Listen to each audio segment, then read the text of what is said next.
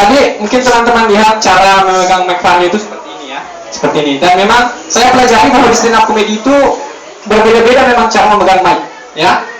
Kalau yang saya lihat ya, kalau cara memegang mic itu seperti ini, agak ke bawah tangannya, itu biasanya pemula, ya, stand up comedy pemula. Kalau biasanya orang yang stand up comedy kemudian memegangnya agak di tengah, itu biasanya sudah menjadi komik-komik cerdas profesional seperti itu ya. Saya selalu seperti ini ya. Oke. Dan kalau saya dapat komik yang pegang mic-nya itu seperti ini, itu hati-hati teman-temannya, itu komik yang tidak terjaga lagi. Ya. Tidak terjaga lagi. Dan yang paling parah kalau misalkan dapat teman-teman komik yang stand up comedian yang cara pegang mic seperti ini, ya, itu komik yang berharap agar keperjakaannya dibuka. Ya. Masa pegang mic seperti ini? Oke, teman-teman.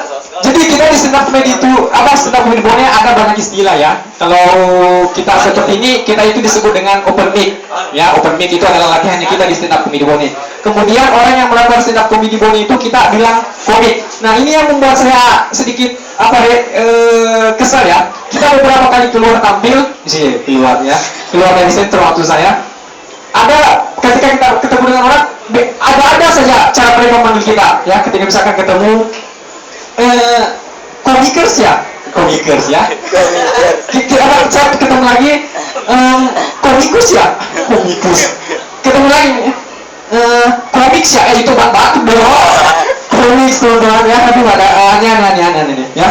Jadi sudah berapa kali performance? Ada 3 ya. Mungkin kita akan ke performance selanjutnya. Ada masih banyak yang ingin tampil ya. Saya hitung 1, 2, 3, 4, 5, 6, 7, 8, 9, 10. Ya masih banyak yang mau tampil. Oke, kita langsung ke penampilan keempat. Kita ada Fatwa. Bukan Fatwa. Ya, jadi Fatwa ini anak pesantren ya. Anak pesantren. Oke. Fatwa ini anak pesantren yang Fatwa masih berjaga? Masih berjaga? Masih, alhamdulillah. Cari keperjagaan mutuku ya. Oke. Jadi kenapa anak pesantren juga cerdas-cerdas biasanya. Fatwa, saya mau tanya. Coba Fatwa sebutkan 20 hewan buas dalam 5 detik. Kayak dinosaurus 4 IQ jongkok ya. 5 detik itu kita pun kan bisa menyebutkan 100 hewan buas ya. Tadi berapa yang saya sebutkan? 20 ya. Kenapa tidak bilang saja 10 singa 10 macan? Ya kan? Latih Fatwa ya. Oke, baik. Tamu pertanyaan kita sambut performance yang keempat kita ada Fatwa. Silakan.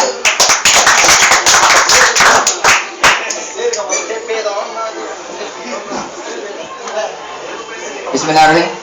Assalamualaikum warahmatullahi wabarakatuh. Waalaikumsalam warahmatullahi wabarakatuh. Selamat malam.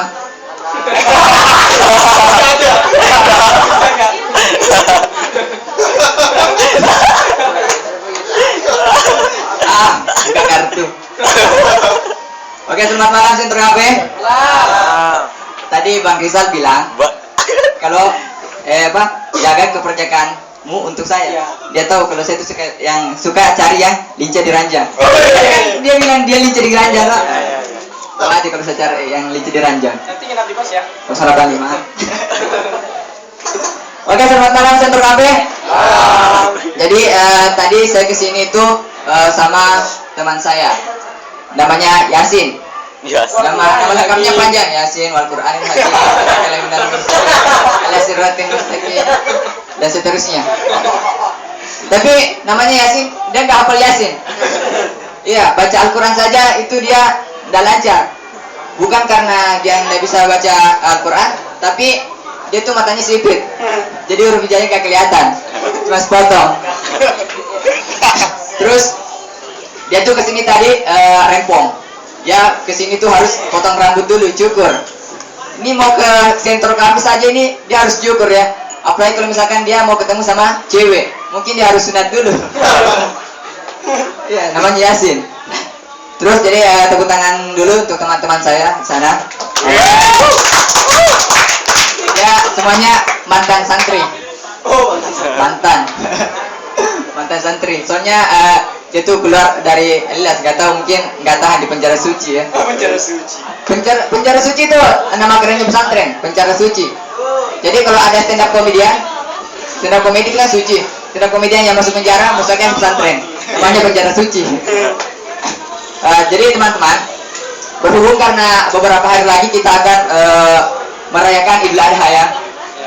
Di pesantren saya itu ada renungan sebelum masuk Idul Adha. Jadi ada instrumen ya, instrumen.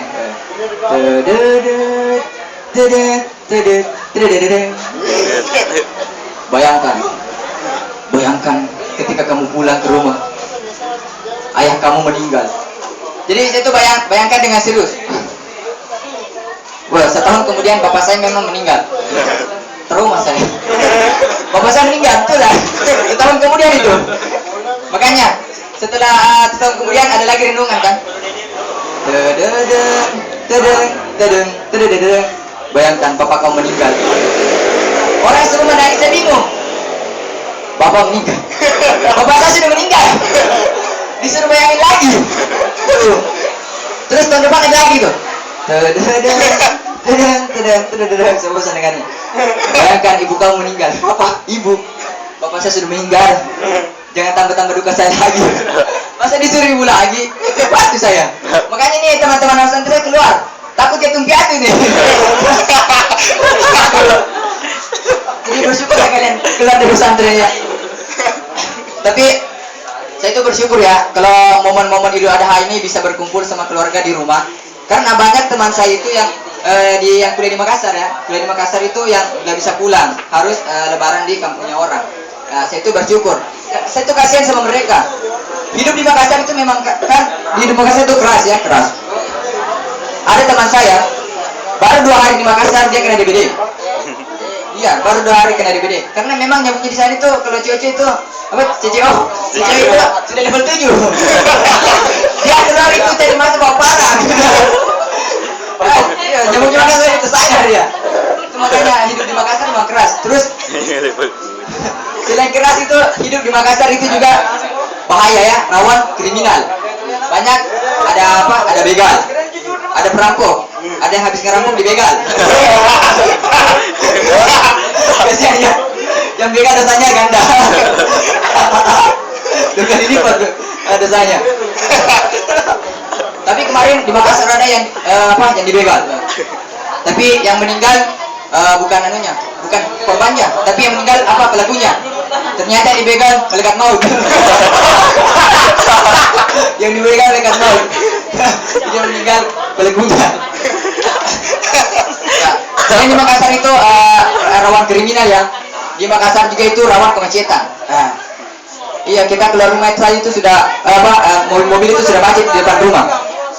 Tapi saya punya tips. Kalau misalkan di Makassar itu macet, saya itu selalu baca stiker PT-PT. Biasanya itu di stiker belakang itu PT-PT banyak ya. Ada Portugal, perkumpulan orang Togalo. Orang Togalo. Bagaimana nih orang Togalo ya? Orang Togalo kalau misalkan dia sedih, mungkin dia tulis status di FB. Aduh, istri gue nggak bikin lagi nih. Nggak bikin, kan lo udah kendang. Masih. Mas, istrinya nggak bikin lagi.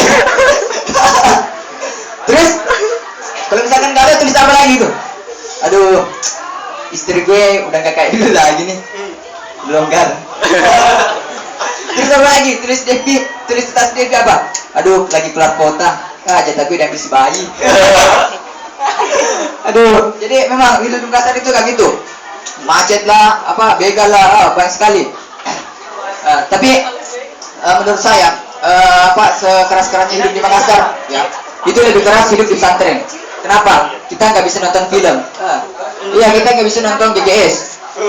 Kadang-kadang sedih laut. Kadang-kadang sedih laut. Tapi menurut saya, GGS itu kalau misalkan masuk di pesantren itu nggak keren. Masa manusia serigala lawan manusia vampir. Kalau misalkan pesantren berantem biasa di mana? Di WC. Oh, masa manusia serigala versus manusia vampir di WC? Gak enak toh? Kalau misalkan lo, oke, manusia serigala hadapi saya. Oke, manusia vampir. Kamu kira saya takut? Tiba-tiba sana, Allahu Akbar. Panas. Iya, belum berantem sudah mati. Makanya kalau misalkan manusia serigala sama manusia vampir itu mau berantem harus pakai headset. Pakai headset. Lagunya Hasan.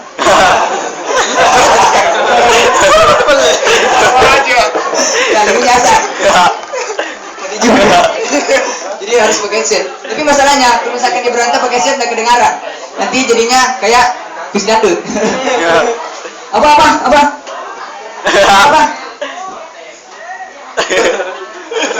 Apa itu? Ayo, goyang, Duma. Jadi tweet lagi terus ya. Oke, sahabat, assalamualaikum warahmatullahi wabarakatuh.